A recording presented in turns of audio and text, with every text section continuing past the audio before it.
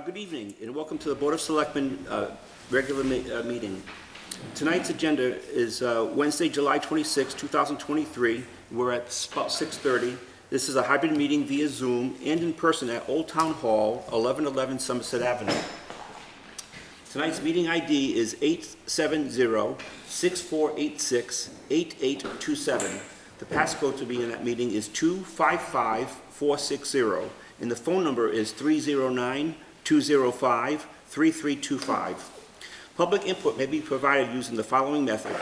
Contact our office at Board of Selectmen at dayton-ma.gov to provide input prior to the meeting, via Zoom/call and by phone, and continue to play on Dayton Channel 9 and at YouTube at www.youtube.com/Town of Dayton.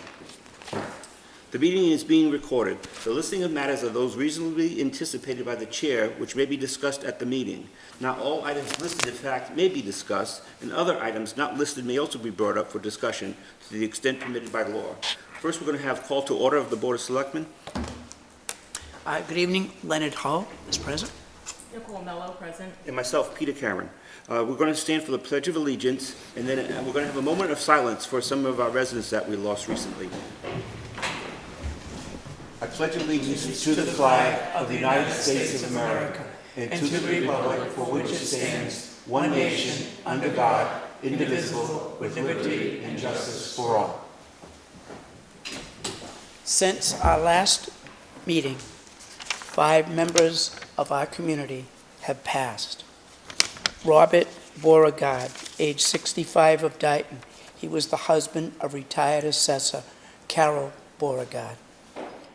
Dorothy J. Costa, 101 years old, passed away in Florida on July 23rd. She was the wife of former Dayton Highway Superintendent Raymond J. Costa. Joan F. Creighton, a longtime resident of Rehoboth. She was the wife of the late George Creighton. She leaves 5 daughters, including Christine Creighton and Gail Lungi of North Dayton. Sharon Enos, age 67, passed away peacefully on July 10th, 2023, in Morton Hospital following a lengthy illness. Sharon was born in Taunton, the daughter of the late Earl Brewer and Natalie Sylvia Brewer. And Cecile LaFlamme, she was the wife of the late Raymond LaFlamme. She leaves 4 children. Her caregiver, Lisa Celeste, Diane McDonald, Mark LaFlamme, and Russell LaFlamme. We ask for a moment of silence and our thoughts and condolences to the families.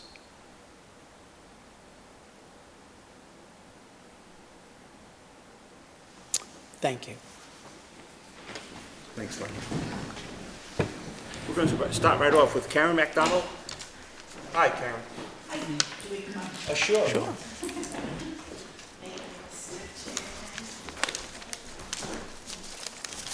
Some handouts. Great, thank you.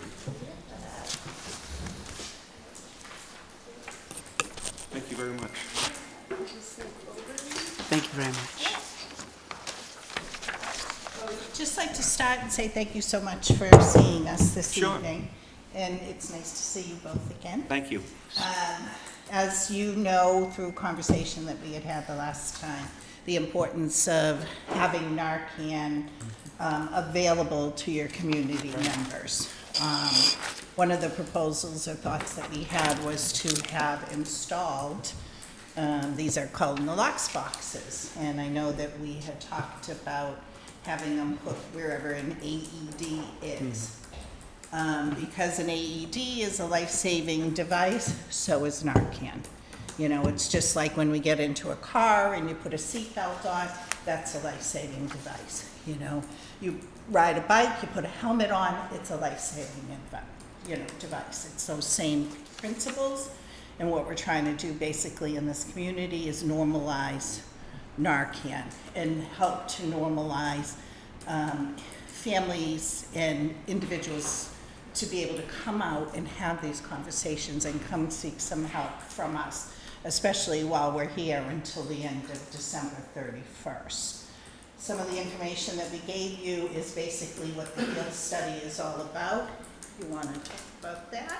Yeah, so I don't know how much Karen has told you about the HEAL study, but it's basically, it's funded by the NIH, and it's out of Boston Medical Center. And out of Boston Medical Center, they're funding 16 communities, and one of them being Berkeley, Dighton, and Freetown as a collective. And we chose this area because there were no services. Like, there was no accessibility to naloxone, which is one of the pillars of the study, is giving that to communities. So this would be a great opportunity to basically give something that your community needs that it doesn't have currently, and providing that access to your citizens. So that's just a little bit about the HEAL study. I forgot to introduce myself. I'm Mary Smith, and I work for BMC, but I also work with the Berkeley, Dighton, and Freetown community as the facilitator. So any questions that you have, just let us know. Yeah. Sure. I know you worked a lot with Mrs. Mello. Have we decided where they're going to go yet? Well, I figured that we would have to all discuss Decide. it and agree Okay. on it. What would you and- guys recommend? So, I mean, again, I'm not totally familiar with all the Right. buildings here in Dayton, but, I mean, our first suggestion and conversation that we had with Nicole was literally, you begin to normalize it by putting it where an AED is. Okay. But you also want to put it where it's going to be accessible to someone to come be able to get, you know, Right. the Narcan out of it. Okay. Because of the stigma of it, and also the fear that somebody may see them, you know, you want to be able to have it so that, again, like we're working on Freetown Police, they want to put it in the very front of their police station so that they don't even have to go in, you know, to any doors, you know, somebody can just go grab it and leave. Right. So first, like you had asked, was basically where any of your AEDs were. Right. And, you know, where we held the Strawberry Festival was held, you know, Right up there. it was right. Yeah, it looks different when it's not set up. Well, I just moved to Fun. Taunton too, so I kind of came We won't the hold that back against you. roads. And I'm like, oh my God, where am I? I know that I've been around here. That would be a first suggestion. Right. I understand the temperature sensitive, Yep. so we just can't leave them out into the elements. No, so what we do have, and we're using them right now at the farm, is we have insulated bags. Okay. To put them in, and we put a sticker over that. And at that point in time, you know, some people may be bringing them in. I also at the farm, because they built like bought a house, you know, like the library houses, the library book houses. They're gonna use that for their Oh, cool. Nalox distribution. So we bought a cooler and then also the lined bags to be able to put inside Okay. the cooler, and those should be pretty good. They're gonna take some temperature readings for a little Great. bit just to kind of see. However, it is suggested to not, but I would rather see it be available than to not have it Right. put out at Okay. all. And how do you suggest we get the word out? So that's what we have been doing Okay. for quite some time, is being out there. And Nicole can definitely add to the story of, even at your festival, 14, 16, naloxone kits were given out. So people, as we're being seen in different places, conversations are happening. You know, it may not be specifically for them, but they know somebody that is using, Right. or everybody basically should carry it. Sure. You know, I had a conversation with somebody that was, you know, a very distinguished person, had surgery, was put on some pain medication, and when they gave him the pain medication, they had naloxone in the bag. You know, and he was like, I don't need that, like, I'm not a drug addict. But it doesn't matter, because somebody else could get into that medication, a kid, a grandkid, or maybe with taking that medication, maybe you take too much. You know, again, trying to show people that it's there to help save lives. and just trying to be able to have that, as much as possible available for everybody. Great. Thank you. Lenny, do you have any questions? I was curious as to how many the town of Dayton could access. Yeah, so basically all of this will be funded by the HEAL study. So if you show a need for it, we can provide as many deluxe boxes as you need. So it's kind of just like based on what the community wants and what you guys have like designated as some like an area for that. Like, so we can provide however many you need. And with that too, with your question, is part of the HEAL study is, the study itself is trying to reduce overdose deaths by coalition-driven decisions. And they want to see if that's effective, because so many other ways across the country that we've been trying to reduce overdose deaths is not working. The numbers just keep going up. So everything that we do, you guys may have suggestions, we would still have to put that for a vote in front of the coalition. Okay. And see if that's something that they would agree upon.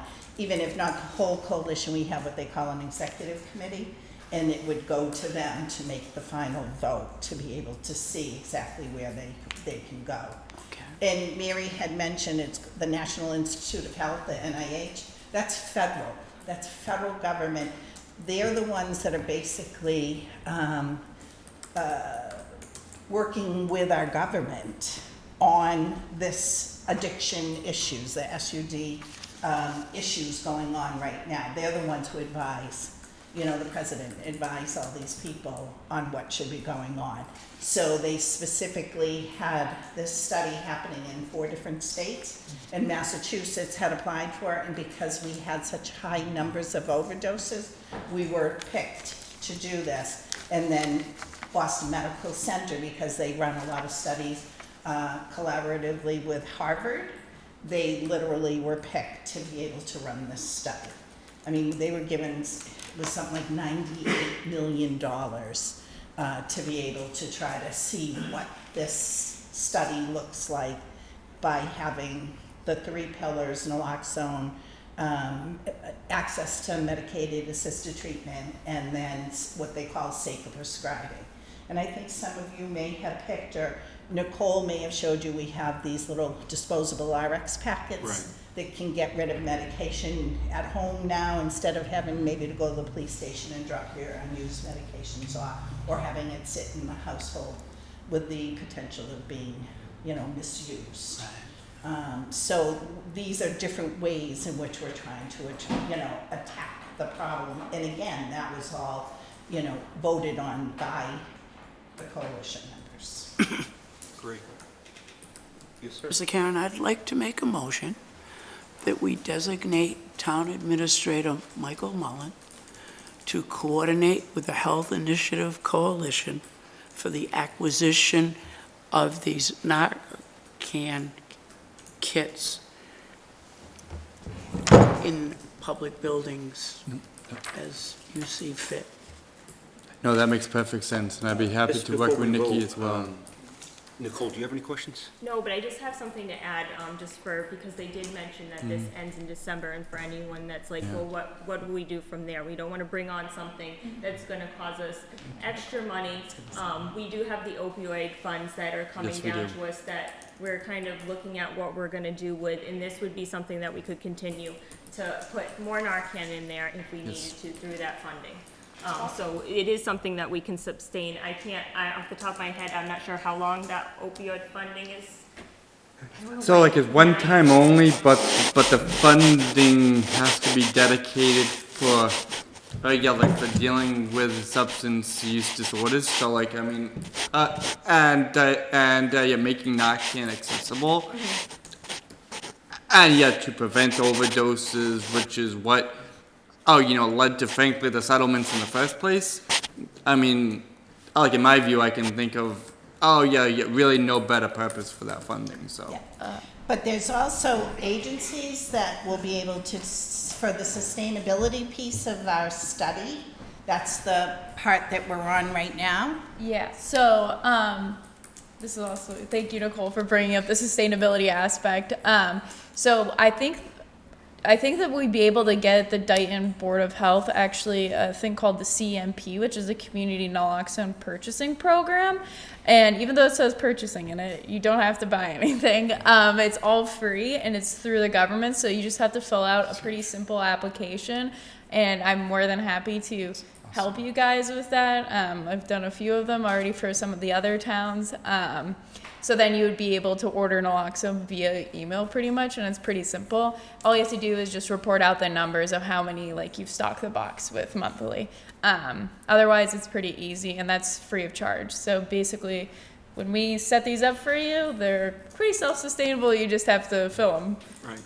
And if you're looking for anybody to sit on an advisory council for you to help with really some ideas and things for the opioid money, I've been working in this field for 20-something years in every level of care you can imagine. So I would absolutely, it would be my privilege to, assist you or guide you or, offer suggestions on what you can do with that. Great, So, thank you. Great. yeah. Thank you. I'd like to amend my motion Sure. to include not only the HEAL Initiative Coalition, but also the Dayton Board of Health, Okay. who's the one coordinating. I'll second that. Okay. Any discussion? I'd just like to add that this study has been very helpful in the time that where all these towns are starting to get all this money. Without this study, I wouldn't have the knowledge that I have. I don't know if I would know how to properly spend this money or put it forward, and then I've made all these great, different organizations. So, I mean, we were really lucky to be involved in this when we were. Great. That's it. Thank you. Okay. Is there a vote? Aye. Aye. And Peter Karen is an aye. Well, thank you very much. We Thank appreciate you. everything that you guys are doing. Thank you for Thank coming. you. Mr. Smith, you're up next, sir. Can I chime in on that for 1 second? Sure. Rick, if you will? So Sign with your eyes. I never think of community access in Narcan, and I did see like that you had the recent training. Myself especially, and I know my other two parks commissioners. I mean, we're out in the public pretty often, surrounded by large groups of people. So I don't know if we can coordinate with you if maybe we can do something to. I could do a training with just Park and Rec. Yeah, if just and then hook the you three guys of up. us. If as long, I'll check with Yeah. with Lindsay and Rachel and see if they're interested, because I think it's just another opportunity where we're out there and we can be prepared if the event that we ever need it. So Yeah, I'll that would be coordinate great. that with you. Thank you. All right, so So whenever you're ready, discuss about the donation from the the Lions Club. first thing we had was Lions Club, right? Yep. So back in late winter, Darlene Arujo had reached out to me and asked if Parks and Rec could use anything, because there was the possibility of some funds being available from the Lions Club, and we're well aware that the Lions Club particularly likes to support items that individuals with disabilities can utilize. So we had presented to them two different pieces.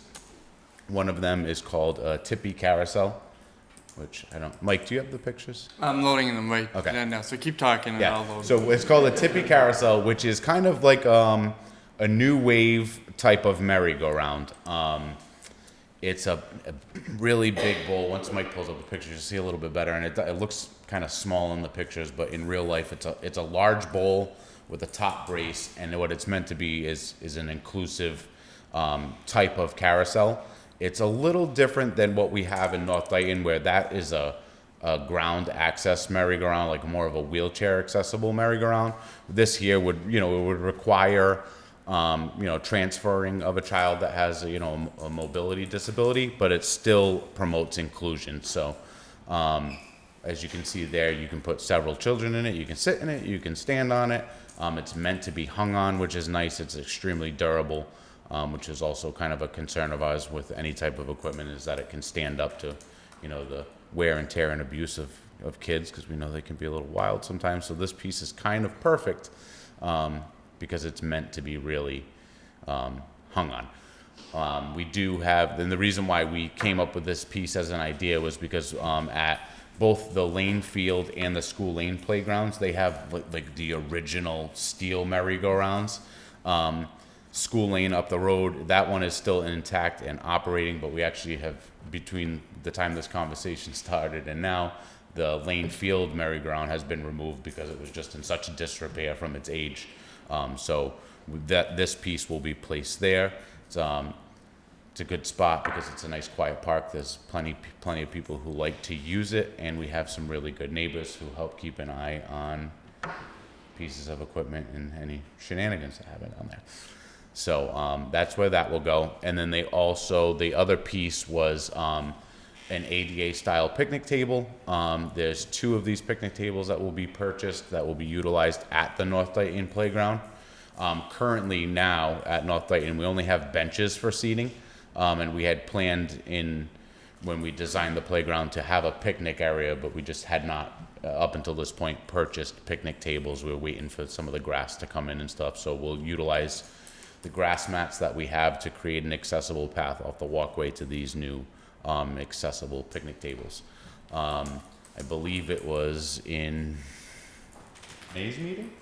May. So in May's meeting, the Lions Club voted to approve this funding and just recently presented us with a check, which we, and that's when we brought it to the attention. I just want to thank you all for graciously approving this funding. I know, especially you don't really think about how important it is to have accessible seating, but it's like, it's a big part of what we're striving to do at Parks and Rec, and then having that play piece in the community where we can kind of bring kids together is also, excellent. So thank you guys so very much. Yeah, thank you. How many picnic tables are you going to have at each? There's 2. 2? So in North Dayton, when you're coming down the walkway and you enter into the playground area, so the whole playground is off to the left side of the walkway, and then off to the right, which is kind of nice because it's shaded by some trees. There's a grass area now where we'll situate these picnic tables. So, Well, thank you very much to the Lions Club. That's excellent. I mean, we couldn't have asked for any more. Thank you. Yes. It's a pleasure for us to do it as a group. oh, I also want to just add too before I forget. So we do, because it is a donation from the Lions Club, we will be producing brass plaques for the picnic tables. Oh, awesome. And then also some signage for the carousel. So we'll make sure that it is noted that these pieces were donated by funding from the Lions Club. Great, So. thank you. And Mike, Kevin, you're doing an excellent job. I hear nothing but great things about the Parks and Recreation that we have here in Dayton. So thank you. You don't see the complaints I get. That's I'm sure you do, but there can't be many. Everything happens. Yeah. But that's great. Do you guys have any comments? No, other than to echo Chairman Karen, you said to yourself and your 2 colleagues in Park and Rec, thank you for all that you guys, all the people do for the town of Dayton. Deeply appreciate it. Mr. Miller, do you have anything? Well, I just like when I see things like this because of the line of work that I'm in, and I know the folks that live in Dayton that I support. I can see them, like I envision them sitting at this, and I'm very grateful that someone's thinking of them. So thank you. Great. Now, do you want to discuss the firecracker? Well, Mr. Chairman, I would like to make a motion to accept the donation from the Dayton Lions Club to Park and Recreation in the amount of $8,324.59 for the purchase of 2 picnic tables and carousel. I second that. Okay, all those in favor? Aye. Aye. And Peter Karen's an aye. Great, thank you. Thank you guys so much again. Are you discussing the firecrackers? Yes. So, as you see, we've submitted our field use request for our 3rd annual Firecracker Festival, which is going to be held on Saturday, September 9th from 12 to 5. You've all been in attendance, so you kind of you guys know what it's about. We're expanding it a little bit this year, and it's just to kind of draw more people into the space to interact within the community. We're going to open it up and allow vendors this year. So admission is free. We'll be covering the cost of entertainment per usual. We are gonna, anyone who is, selling goods, we are gonna charge a fee of $50 per table, kinda similar to what the, Strawberry Festival does. Just that, and that's, was the purpose of us establishing our revolving account. Right. Just so we can help, support the event. We don't set aside a ton of money for, recreation for the year, so, and that eats up, just about half of it, and then the Easter egg hunt is very expensive for what it is, so, it'll just be introducing vendors to the event, which is gonna be new to this year, is gonna help support it moving forward, and also be able to support some of our other activities we have going on. You guys are off the hook with any dunk tank or splashing shenanigans, because our SROs have so graciously volunteered. They will most likely, and they'll be discussed further, they'll most likely utilize that as, a donation type fundraiser to help support the Oki Fund. So some of those things are being discussed. We already have, quite a few performers, lined up that are willing to participate in the event, as well as food vendors. So we're rolling along pretty good with our planning, so. So the people who had tents up last year along the side, they'll be charged the $50 as So well? no, Or we're it's gonna just strictly keep it- vendors? So I haven't introduced it to anybody, within, I know I sent out a save the date to like the Right. whole email list, but I haven't introduced it to anyone yet, as I was waiting for our field use approval. I actually created a Google form this year where you can click off that you're, a town entity, great. committee, commission, whatever. Yep. Food vendor, which typically, we won't charge a food vendor, like we have a brick oven pizza company, I guess we won't charge the Lions Club. Food vendors typically like to charge you to do your event, so we don't want to flirt with that, so we're not going to charge them. If they're going to come, they make what they make, and then they're on their Right. way.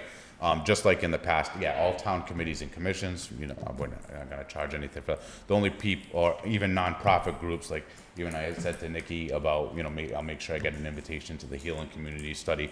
So nonprofits, youth sports organizations, all those things will be free. But if you're going to come and sell, your handmade goat soap or, Right. stuff like that, Sure. then there'll be a charge. So. Great, excellent. Do you have any questions? No, I don't. Nicole, do you have any questions? I'm only concerned for the SROs, because I really love Oki, so I'm gonna be at that booth a lot, so. It was actually, it was pretty astounding how quick I got a yes. I thought it was gonna be some thought. It was, one text and then, okay, we'll do it. So I'm like, perfect. Now, is there a rain date at all? No, because it doesn't rain when I hold events, Oh, okay.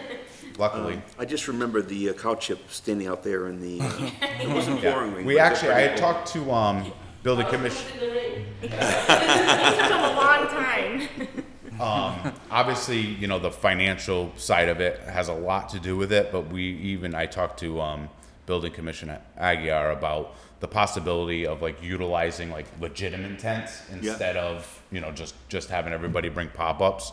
Because if it's a light rain day, like we could certainly still hold it, but Sure. keep everybody under cover, especially for like the musical performances. Right. And things like that. So it's Yes. gonna be nice out. It's Okay. always nice out for the Firecracker Festival. Yeah, Kev, if you need any live entertainment, I'm happy to volunteer my services too. I have asked you both, for the last 2 years to do stand-up comedy, and you refused both years. So He's doing it right now. I don't think there's any issues with the request for the field, unless you guys have something that you want to add. So let's have a vote. Is there a motion on the floor? I will make a motion to approve the request of Mr. Smith for the third annual Dayton Firecracker Festival to be located at the Spratt Memorial Field on September 9th, 2023. I'll second that. All those in favor? Aye. Aye.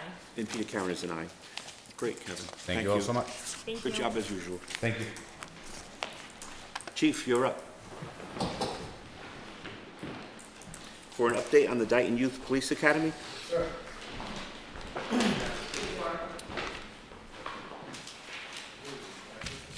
Okay, Okay, so this year was our second summer, but third class, because last year we ran 1 week programs.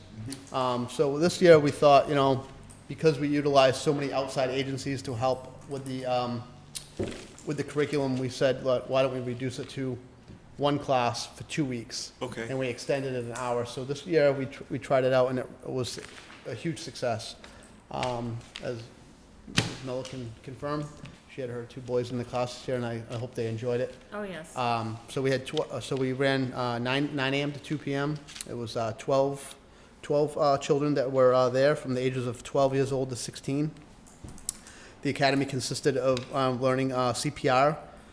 They did simulated traffic stops behind the station, so they got to see how they got to talk on the radio. Of course, we put them on our backup channels that no one monitors. The Mass State Police drone unit came down one day. They got to see the drones at the school. And then the day after that was the mounted unit. State Police came down with the horses from their Westport division. And they got to see how they move crowds and do all kinds of other things. And on top of that, Fairhaven PD came down with their dog, and Rehoboth PD came down with their canine as well. Nice. And they got to see 2 types of working dogs. And the reputation of our program has grown so much. This year we were visited by other PDs from the South Coast region. Fairhaven, Dartmouth came down to see what all the talk was that Dayton PD was doing, because it's been such a success. More than I've ever imagined, And SRO Bennett and SRO Hathaway did an outstanding job with the help of all the other officers that donated time to come in and do PT with the kids and run around and the ball fields and whatnot, and get their daily exercise in and their marching and whatnot. So That's it was a huge success. Yeah. Yes. That sounds like it. It was a lot of fun. Well, thank you. Thank you. Well, that's an update. Yeah, I'm sure you have something, Lenny. I was wondering, since if we could take item 11 and 12 out of order regarding the police chief. Sure. I have no issues with that. We have 2 items involving you that come up late in the agenda. Okay.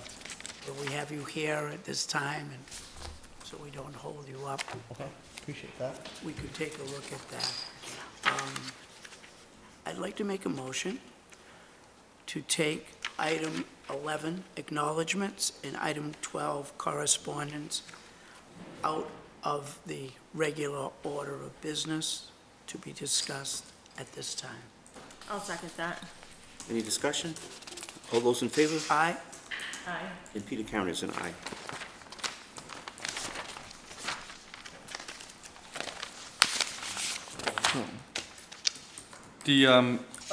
The first item, 11A, is actually to acknowledge Acting Chief George Nichols, who received in June the FBI Leader Trilogy Award. And I believe the work that went into the FBI Leader Trilogy Award, it was I believe a 9-day program, Chief, that you went through, that included taking part in the Supervisor Leadership Institute, which is a program built for first-line supervisors and middle managers with the goal of enhancing their leadership competencies. In the Command Leadership Institute, was the other half of the course that was that is designed to prepare law enforcement leaders for command level positions. The acting chief, his professionalism, his thirst,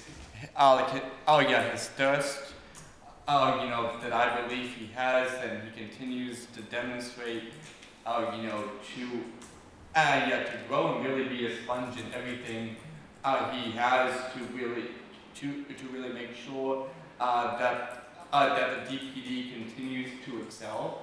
I see it every day in his work. The members, the residents oh yeah, like of our community, and see it every day in his work. And now the FBI and the leader, Trilogy Group will see that as well. And like anyone who talks about Acting Chief Nichols, like another community, his reputation precedes him.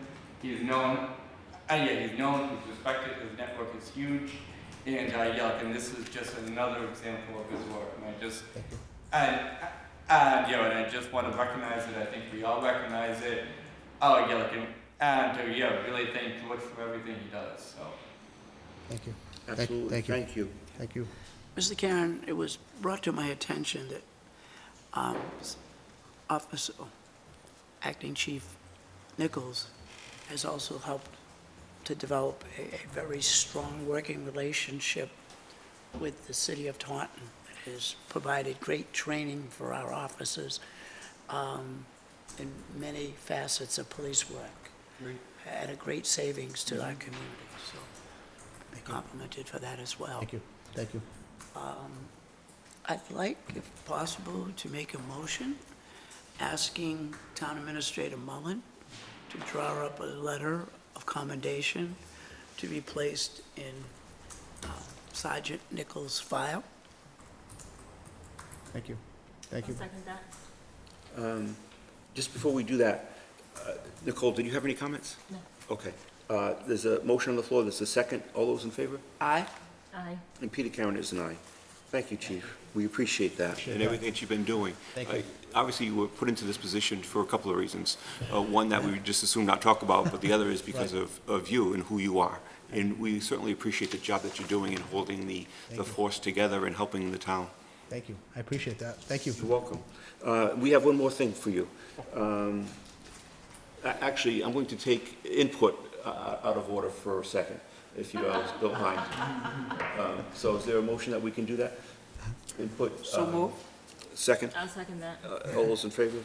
Aye. And Peter, Nicole? Aye. And Peter Karen is an aye. Nancy Goulart has something for you. First, just want to say, I think that the email Dayton portal that comes out, I mean, I've read about, the fire chief with the hurricane tips and the hot weather tips, and that's where I read about George's accomplishment. That is great, because when I see it, I read it, but I don't go around looking at all the sites to read information, so people really need to sign up for that, because it draws your attention to exactly something that you want to focus on. Sure. That you haven't thought of. So when I saw that he had completed this FBI training, and I read it all, I thought, wow, that's really great. I said, I've known George for a long time, spent a lot of time at the bridge with him. And then I saw the photograph, the professional photograph. He knows what's coming. I always, no disrespect, I always think of George as a young kid cop, all right? Even though he's a sergeant and now he's acting chief.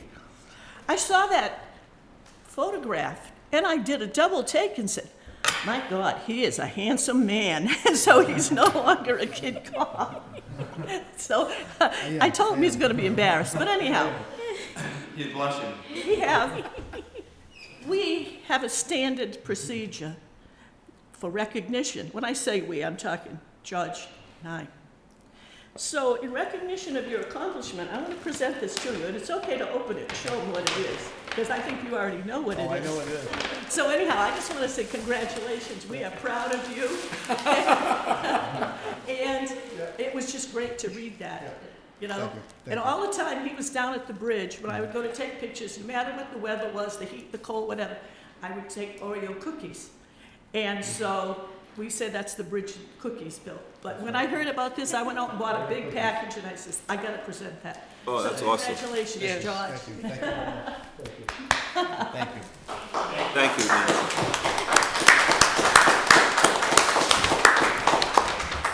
And there's a correspondence, a follow-up letter regarding the acting chief of police appointment.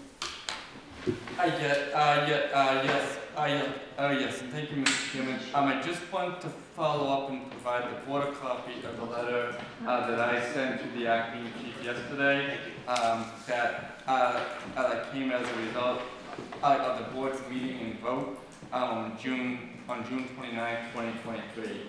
And the letter reads as follows. Dear Acting Chief Nichols, as you know, on June 29th, 2023, you were appointed Acting Chief of Police for the town of Dayton. You will act in the stead of the Chief of Police during your absence. This appointment is temporary in nature until such time as the Board of Selectmen determines. During the time period in which you serve as the Acting Chief of Police, you will be compensated for a pay differential. Your new rate of pay will be $115,000 prorated per year for the time period you serve in this role and or the role of Acting Chief of Police. Other than this pay increase, no additional benefits, such as additional vacation time or other benefits, will be conferred upon you. You will retain all rights and benefits to your permanent position of Administrative Sergeant, and your union status in your permanent position will remain unchanged. Be advised, however, you have no union rights or status to your acting position. Further, acting in this position shall not convert the underlying permanent position or work of acting chief to bargaining unit work. Thank you for your willingness to accept this appointment. We look forward to working with you when that is signed by me. And that the CC to the board, the town accountant, the Dayton Police Union, and to the acting chief personnel file. And I just want to mention, I want to thank the chief for everything, all the work that he is continuing to do. He's hit the ground running. There's been a flawless transition. And it's really a pleasure to work with you, Acting Chief, so I appreciate it. We've heard nothing but great things. And again, it's you who made it happen, not us. It's you and how you reacted with the department. So again, thank you. Any concerns, Ken? Lenny? Thank you again, sir. Thank you for coming. Now we're moving on to announcements, please. So first, Tom Ferry wanted me to remind residents that the transfer station hours have changed. They are now Friday and Saturday. Friday, it is open from 9 a.m. to 11 a.m., and Saturday is 8 a.m. to 3 p.m. Join the first book club of Nurse Nikki's Book Club on Tuesday, August 1st at 7 p.m. at Old Town Hall. The first book is called Beach Read, and it's by Emily Henry. I hope people come. And if you haven't read the book, just come anyways, and you can help pick the next book. Also, it's the 44th Pam Mass Challenge. We'll be riding through Dayton on August 5th, 2023. Please support your friends, and with a donation to this, as this event represents over 64% of the Jimmy Fund annual revenue. And as I said in the last meeting, though Nancy wasn't here, you had come up and you had spoke about the Pan Mass Challenge, and you had mentioned that they always need volunteers. So I'm volunteering. I thank you for that, because I am excited. It's something different I can do with my nursing. So thank you, Nancy. Thank you. And that's all the announcements. Okay. Mr. Chairman? Yes. I just want to mention also, I do this every year after the ride. Every year that I have been involved in this, which is pretty much since I retired from UMass, that I've had a team, I always hear from the riders that I support, and they always remark about the cooperation, the volunteers from public safety, even the highway department one year when we had a ditch open up in Center Street, and Mr. Ferry had to come and patch it because it was not good. Police, fire, and everything, EMTs, they have always remarked about the great job that happens when they cross into Dayton. So I just want to mention that ahead of time, because I know they all volunteer. No one gets paid, so it's a great sacrifice, but it really helps. That's why all the money goes to the research, so. Well, a lot of that is because of you, Nancy. Well, Thank you. well, the thing is, I'm sure everyone has somehow been affected by the disease. Mm-hmm.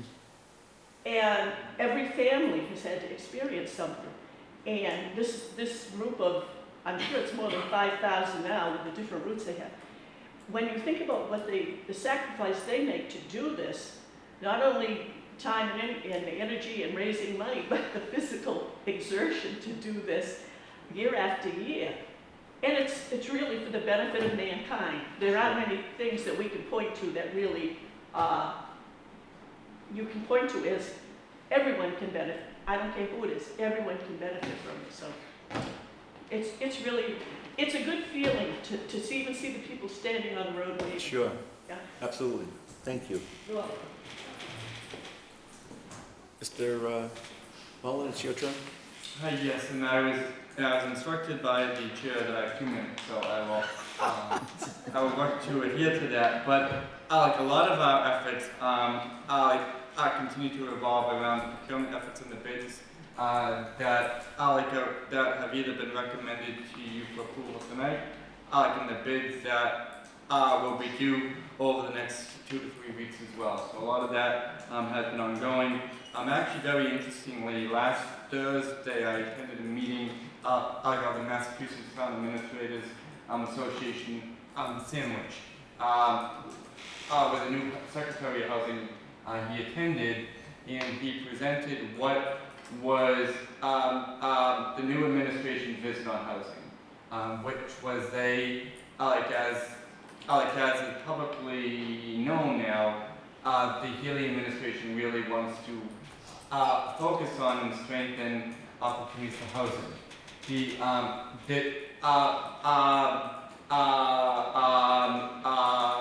The response he received from town administrators across the state was, it was frankly everything about the challenges that we're facing in that other communities like us are facing. Your concerns about challenges with regards to infrastructure, water and sewer, the fact that many communities are either already under a mandate or those resources are running very low, or aren't existent, almost like they are here. We also, there's a lot of discussion about, with regards to the states and the DEP's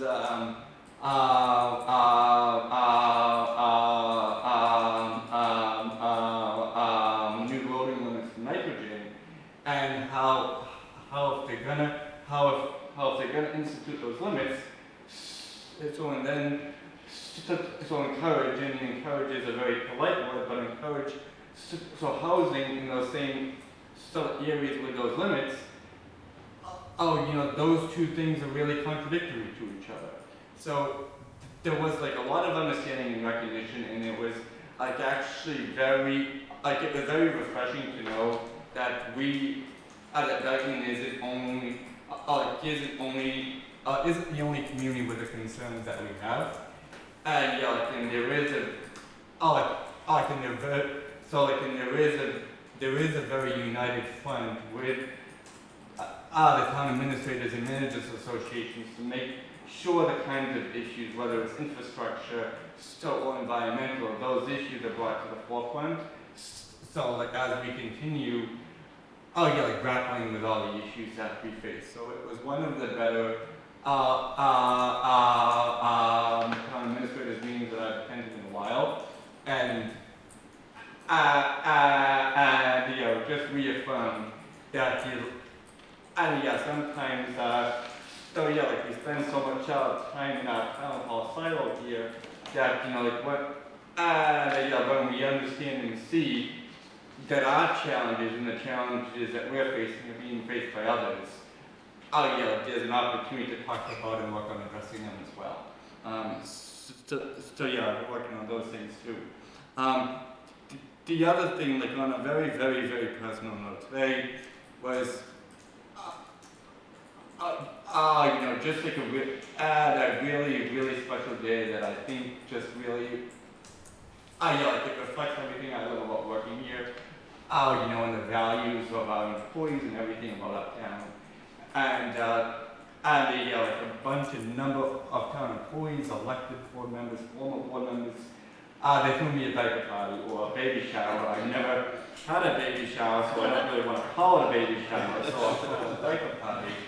But as many people know, my wife and I, we had our third child on June 1st, and it was so like it was just humbling to have our employees, to have our board members, thank you. Oh yeah, to have our former board members, so like including those who hired me, come out. And yeah, it just was really humbling and special. And the last few weeks have been without a lot of sleep, and just been really kind of stressful and challenging. Try to refocus and prioritize all the work that it still has to get done. And yeah, to have everyone come out on their lunch hour and their lunch break today, to have that moment was just really special. And so I just really want to thank everyone. I want to thank Kevin and Ian, and everyone involved who came out. It was just a really special day. And at this point, I've exceeded my 2 minutes, so that is all I have. We'll take it from Lenny's time. Thank you, sir. And you certainly deserved the party that you received. And thank you for your work. Mr. Hull, you have something for us? Yes, I do. First, in regards to the Dayton Development Industrial Committee, they discussed plans for the second annual Business Networking Expo to be held October 3rd at the Bristol County Agricultural School. It will be opened up to Dayton businesses. There will be outside resources available to help businesses that are just starting out, whether it be financial support or administrative support. Businesses will also, if they're looking for help, may reach out, and people can come and inquire with businesses about their hiring practices and what jobs are available. So we're really looking forward. It's the second annual, and the first one went well. It was quite a crowd. Yes, we're hoping for a bigger crowd this time. One of the things that the DDIC is really doing is business outreach. First, Dan Higgins deserves a tremendous amount of credit helping to put together the Dayton Business Guide, which talks about the businesses in town, contact information, type of work that they do. Well, the second item that they have just established was the formation of the Cable Business Spotlight YouTube program. It is hosted by Treasurer and DDIC member Paul Reynolds and Cable Commissioner Laura Medeiros. Any business that would like to be spotlighted on this program should contact either Paul or Laura at ddic@dayton-ma.gov. The DDIC wanted the Board of Selectmen to again ask the public for volunteers to serve on the Dayton Open Space Committee. This committee will be working closely with the Planning Board, DDIC, and Serpent to update Dayton zoning bylaws. Anyone who is interested should submit a letter of intent or interest to Karen Brady in the Board of Selectmen office. The DDIC Farming Community Representative Laura Smith is helping to organize the South Coast Eat Local Challenge from August 1st to the 31st. This was Mrs. Smith's first meeting, and she came ready to go to work. The South Coast Challenge is to eat food from a 200-mile radius of Dayton for 30 days. Eating local food may sound trendy, but more and more it is becoming a priority to strengthen our local economies, increase access to healthy food, and reduce harmful environmental impacts. The localness of our food is critically important for building a region that is resilient to climate change, reflects the local farm landscape we love, and value, and provides a more reliable food supply chain. Community education about the myriad of benefits of eating local and supporting a regional food system is the foundational work of the South Coast Food Policy Council, which Laura Smith is a member of. We all may have a general sense of the benefits of eating local: healthier diet, safer consumption, nutrient-dense foods, social responsibility, and local impact, but often the ease of running to the nearest grocery store can overshadow these positive benefits, regardless of our best intentions. One of the things, Dayton is a farming community, and we do have some farming businesses that sell directly to the public, and supporting them is important for their future, and also for Dayton to remain the farming community that has been a part of Dayton for generations. What this challenge will include, they're asking to join the local South Coast Challenge. We challenge you to eat food from a 200-mile radius for 30 days, from August 1st to the 31st. And you may reach out to them on social media at Eat Local South Coast, and also at Eat Local SoCo. And be sure to tag Marion Institute. Also, regarding conservation, the Conservation Commission recent meeting, they wanted to let the Board of Selectmen know that they will be interviewing candidates to fill a vacancy on that commission, and the commission expects to have a nomination to present to the Board of Selectmen for a vote in August. Okay. They have one vacancy. Also, from the schools, and then I will finish. The school department, I hope this comes up, just hired 2 new assistant principals for Dayton Rehoboth. So the new administration of DR will be all new. Yeah. One of the members has worked with the assistant superintendent in a previous community, and the other one has worked with Mr. Rooney in Attleboro. So there is a relationship there. So for administration, these people will not be new. I'm having, unfortunately, some problems getting the article to come up. I apologize for that. That was, the article was in the Rehoboth Reporter. So. Did you say that they were assistant principals, or because they replaced principals? Well, no, assistant principals. They Okay. replaced the principal. I mean, the superintendent's office hired a new principal a month ago. Right. Yes. Okay. Thank you. Before we hear from Mrs. Mello, Chief, if you have to go, we're also, it doesn't get any more exciting than this. Mrs. Mello? You didn't know my report could have been really exciting. But no, we didn't end up meeting the agricultural committee. Somebody was out of the country, it got posted, and then everyone just assumed since they were out of the country that we weren't gonna meet, so. Okay. I came, 2 other people came, but we didn't have a quorum and we all just left, so. Sure. Nothing to report. The 2 boards that I sit on, Historical has not met yet. They won't meet until middle of August. In the solid waste, we'll be meeting the second week of August, August 8th, somewhere on that.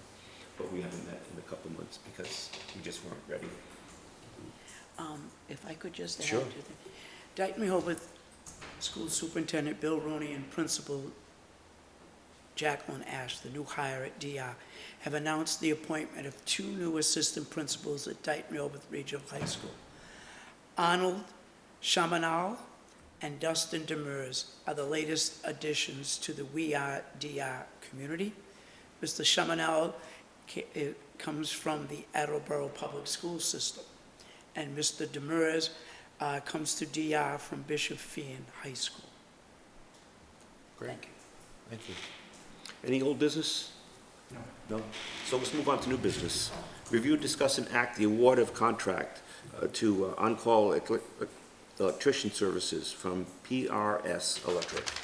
Yes, so I'm recommending the approval of the on-call electrician contract of PRS Electric from Dayton. We have a very very more than fair proposal from PRS Electric. And this will help us really jumpstart a lot of efforts with the new library building as well. So we're very excited about this. And I recommend that the board approve it. I can authorize me as the town administrator to sign and execute it together with PRS Electric. Okay.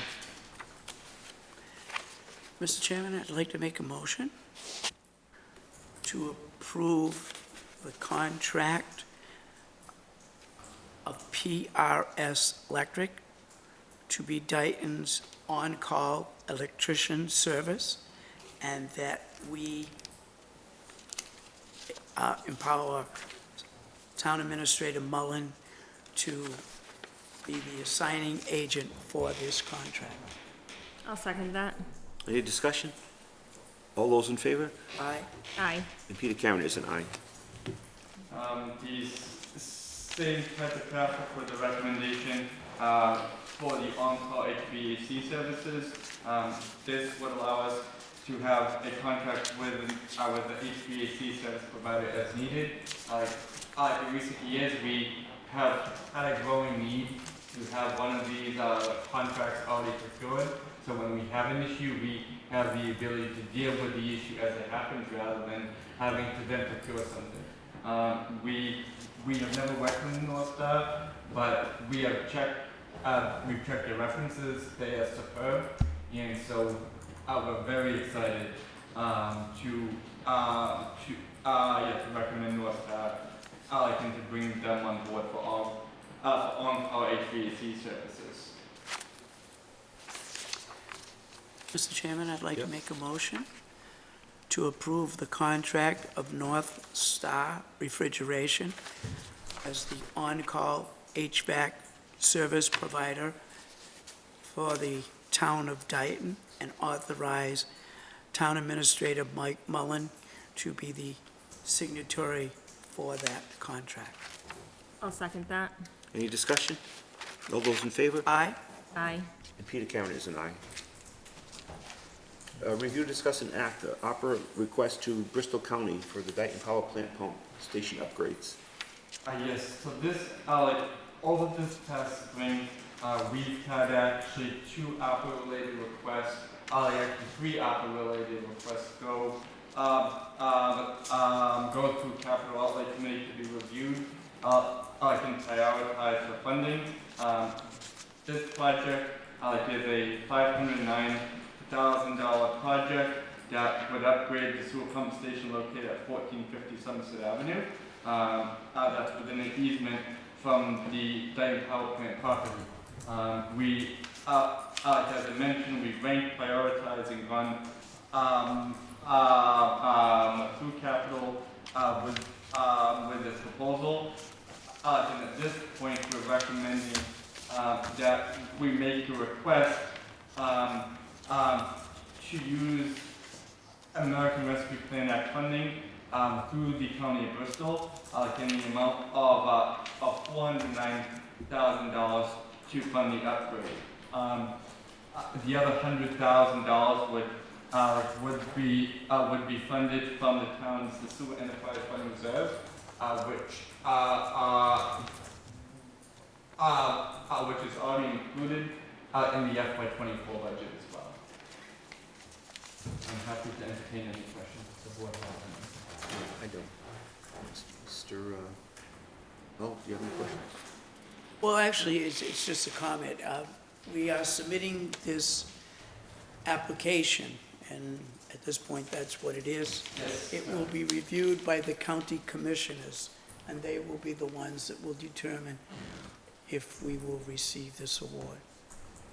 Yes, the county, and then they have two auditing firms that they've retained as well. So like it will actually go to the county commissioners, then through two checks through their auditing firms. One is actually Clifton, Lassen, Allen, and then Powers and Sullivan as well. So they have a pretty rigorous process, but we want to base on the importance of this project and the other projects that will be coming before you in the next month. So we want to begin these processes before the county as well.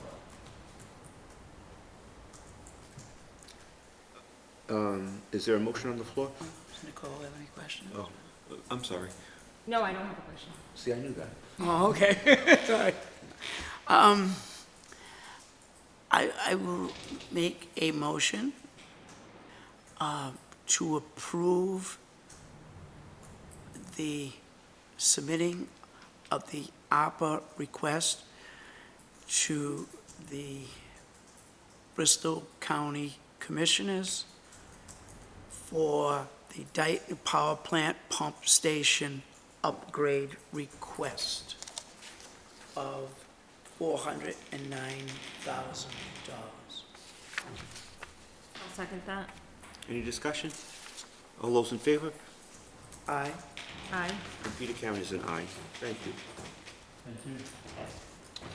Review, discuss, and act an interim health agent designation as special municipal employee. I was asked how long is an interim employee? And this is going to August 3rd, or August 6th? August 3rd, right, our applicants? Yeah, the health agent position is posted till August 3rd, at which time all the applicants will then go to the Board of Health for review.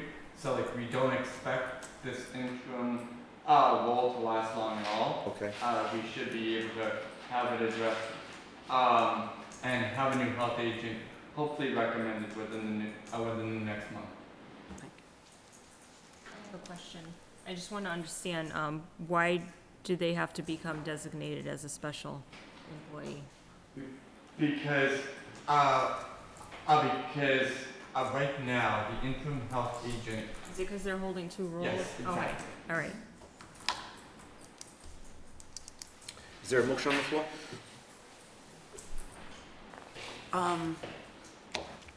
Do we need the name of that special person in the motion, or? I don't believe it would hurt. It would be it would be the name, the interim health agent position currently held by James Diageo Jr. As a special municipal employee. So moved. I'll second that. Any discussion? All those in favor? Aye. Aye. And Peter Cameron is an aye. MOU for the Dayton Police Officers Local 306. Yes, thank you, Mr. Chairman. This proposed MOU is fairly straightforward.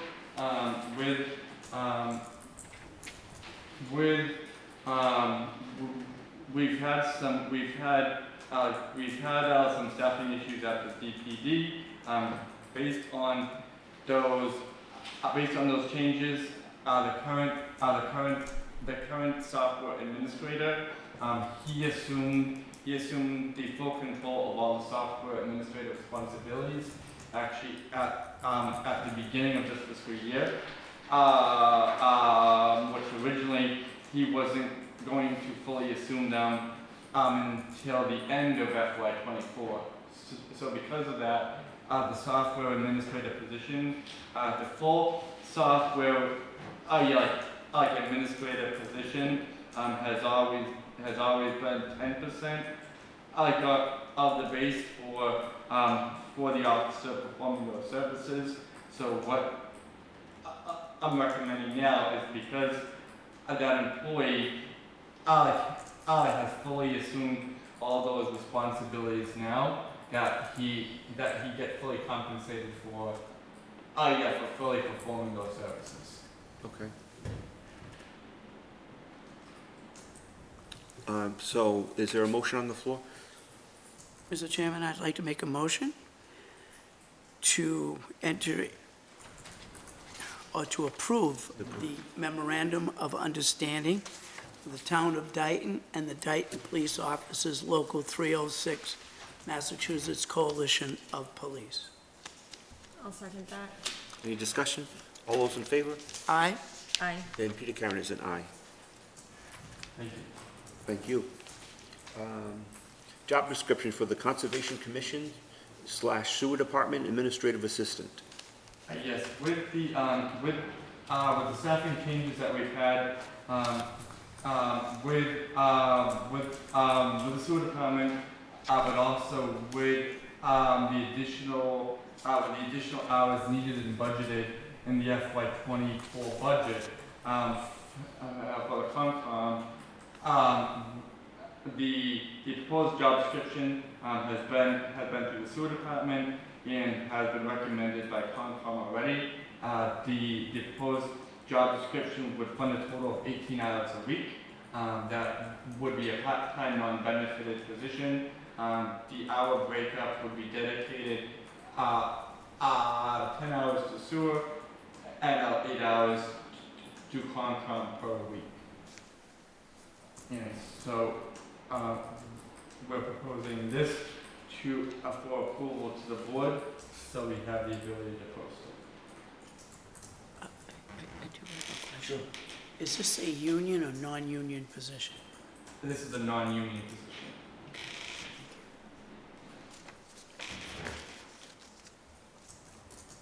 Mr. Chairman, I'd like to make a motion Sure. to approve the Conservation Commission Sewer Department Administrative Assistant job description. I'll second that. Any discussion? All those in favor? Aye? Aye. And Peter Karen is an aye. Thank you.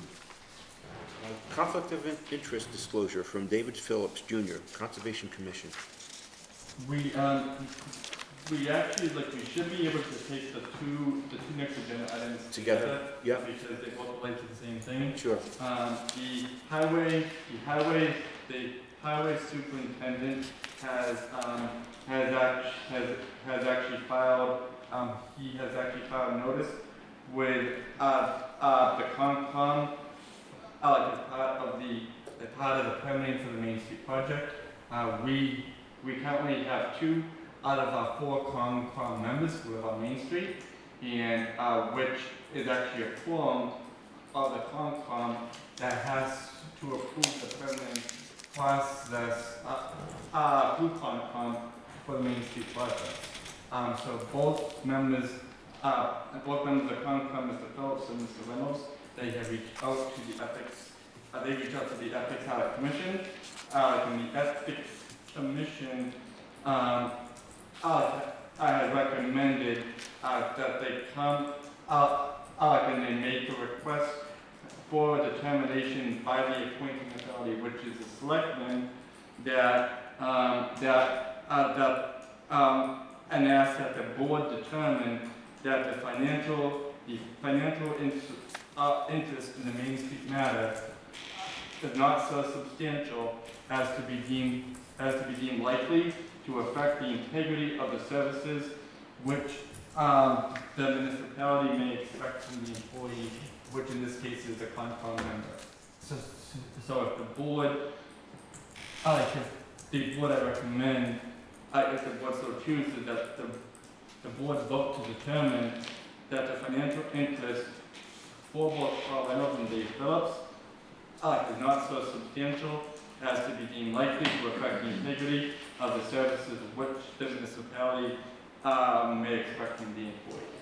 And that will allow both Mr. Reynolds and Mr. Phillips to vote and to take part in the Main Street permitting process through Concom.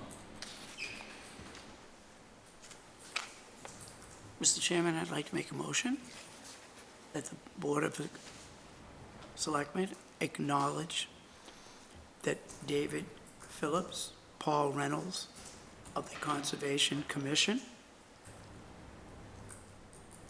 although residents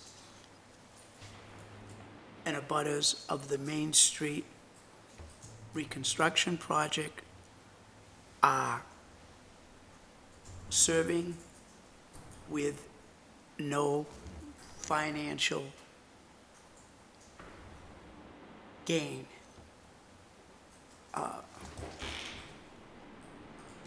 No intended financial gain. Yeah.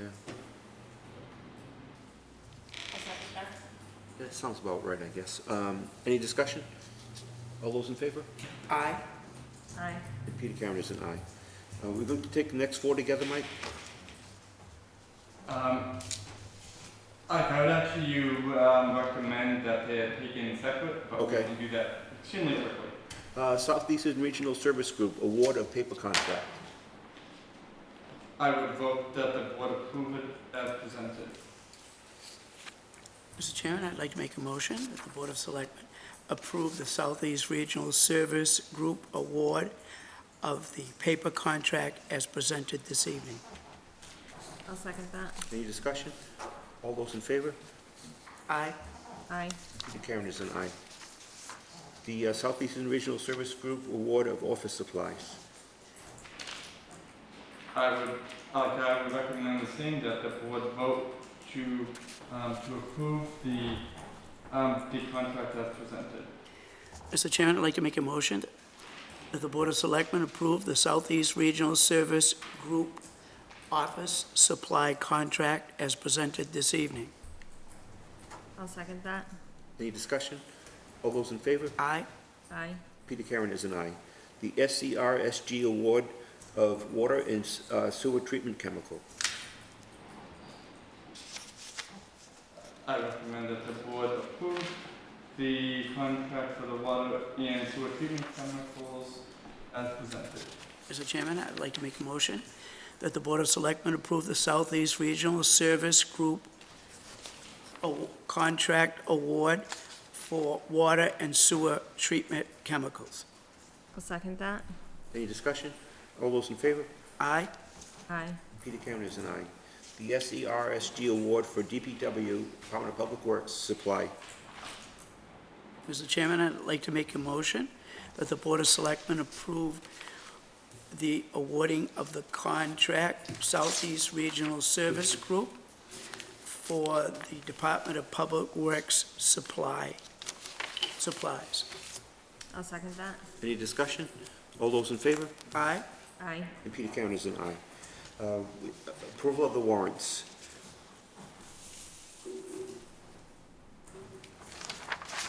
Mr. Chairman, I'd like to make a motion that the Board of Selectmen pay the July 20, 2023 warrant 4A-24 for the sum of $148,308.63.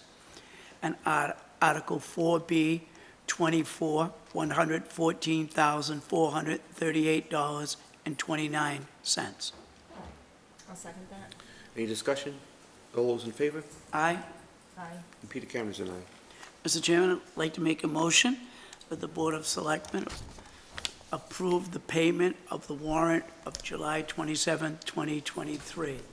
Article 5A-24, $120,912.17. Article 5B-24, $230,267.73. And Article 5C-24, $2,943.31. I'll second that. Any discussion? All those in favor? Aye. Aye. And Peter Karen is an aye. We've already done acknowledgements and correspondence. Approval of the Board of Selectmen special meeting minutes of July 12th, 2023. Mr. Chairman, I'd like to make a motion to approve the Board of Selectmen special meeting minutes of July 12, 2023. I'll second that. Any discussion? All those in favor? Aye. Aye. And Peter Karen is an aye.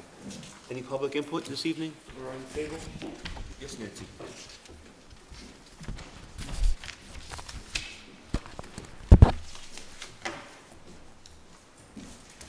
This is the real public input. Absolutely. I wanted to give you a quick update on the last MMA meeting, July meeting, because I've mentioned these things before. The municipal reforestation bill. I'm sure you've all heard on television about all of a sudden, we've got to plant trees, like none of us knew about the importance of trees and their effect on the climate. There are, and I've mentioned these bills before, Senate Bill 452 and House 869. Senator Crean is the Senate backer for this bill. It's called a Municipal Reforestation Bill. A lot of it applies to communities of 10,000 people or more. It's been modified since the last time I talked about this, in that the bill now allows groups of municipalities to file jointly. The bill would mandate that communities opt into the program unless they have both a population of 10,000 or less and a tree canopy cover of 60%. Those are the big communities. But when this all filters out, there should be an opportunity for smaller communities, less than 10,000, to work together to benefit from this bill. Now, there's also Senate 1280 and House 2094, the public shade tree bill. And this also talks about the 10,000 population. Any municipality with more than 10,000 residents must require tree wardens to have the following qualifications. And these are formal qualifications, including a degree in forestry, natural resources, complete a certified arbitrist program. But any municipality with less than 10,000, so this is us, residents, must require tree wardens to have the following qualifications. So, Mr. Ferry, if you see this, this will apply to you. They must have completed a series of professional development courses offered by Mass Tree Wardens and Foresters Association, or equivalent training. So somebody like Mr. Ferry may already have the equivalent training. But one of the things that Senator Crean said when they looked at this was the bill goes back to, I think it's 1905, and there haven't been revisions or anything done to this original legislation. But as I said, now all of a sudden it's dawned on them the importance of trees in climate control and resilience.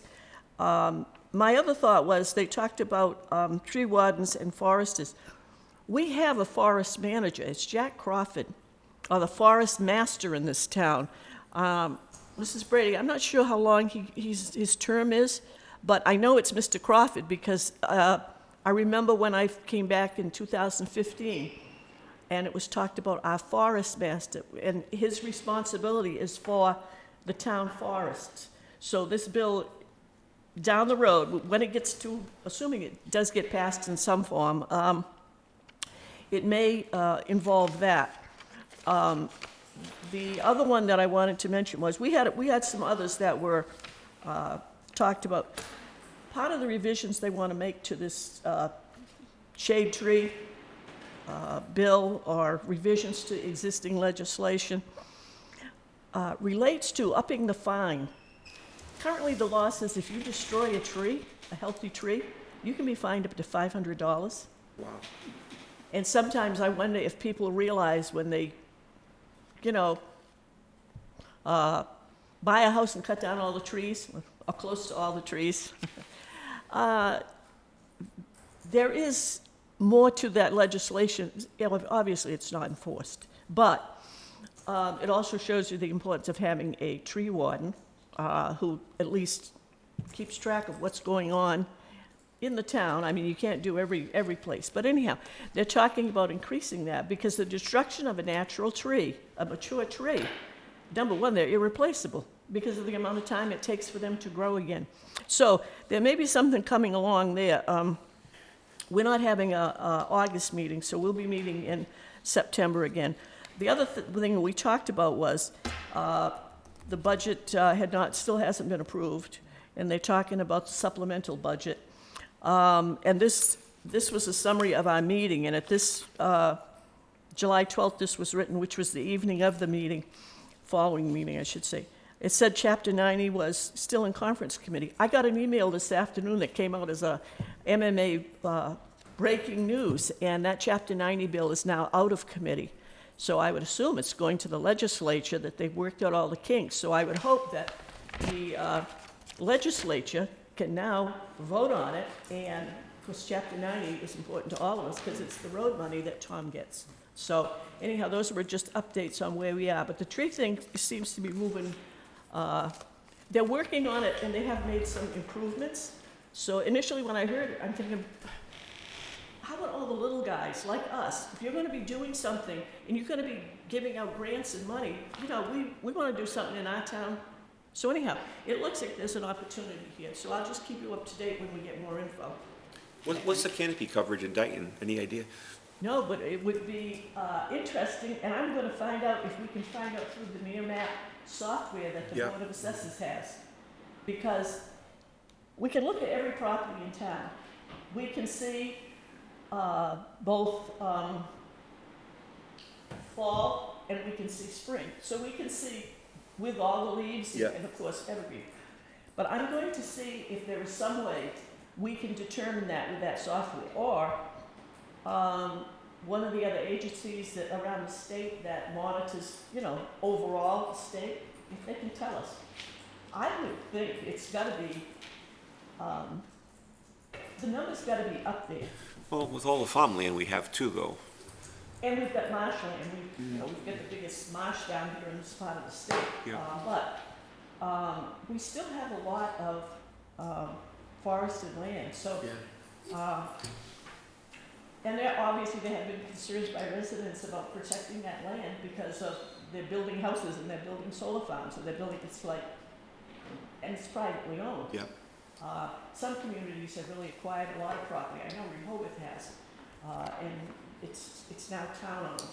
But anyhow, I think there's been some improvement since the last time we reported on these bills as far as an opportunity for little communities under 10,000 to get some benefit from these, so.